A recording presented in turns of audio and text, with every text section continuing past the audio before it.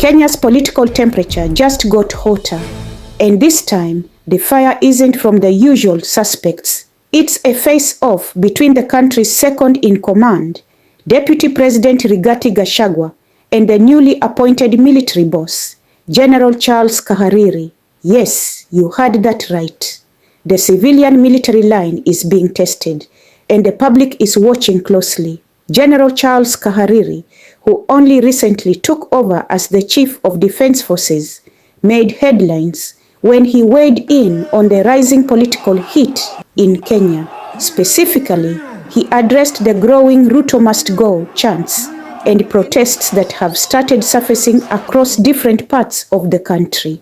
He warned that while Kenyans have every right to express themselves, protests included, there must be respect for the Constitution.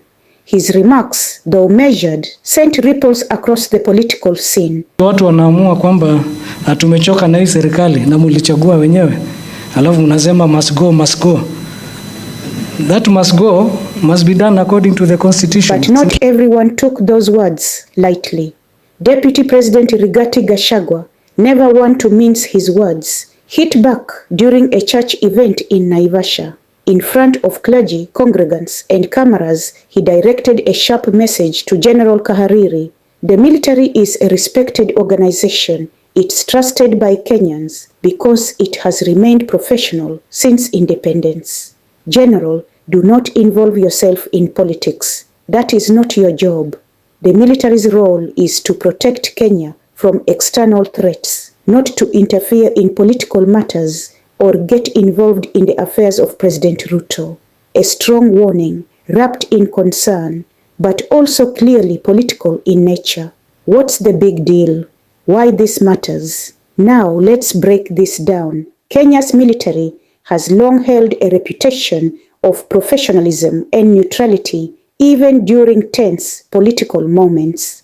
The Constitution clearly defines the military's role to defend the country, not to engage in political debates. But here's the catch.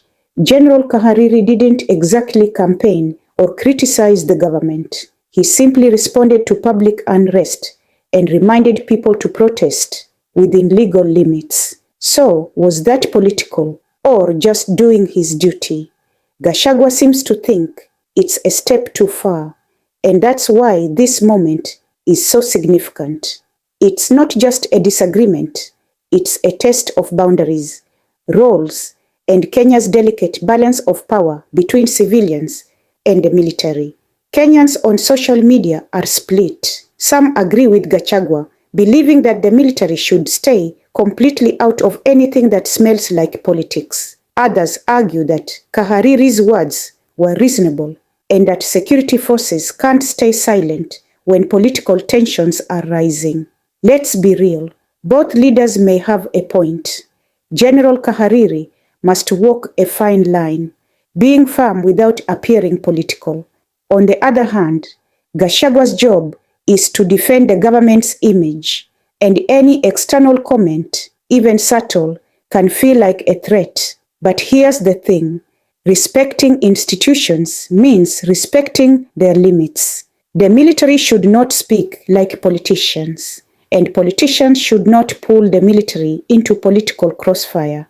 Because when lines get blurred, history has taught us democracy gets shaky. Kenya has one of Africa's most admired militaries. Let's not change that. This is Sauti Mzalendo, your voice, your truth. And I leave you with this. When power talks, who should stay silent and who gets to speak up?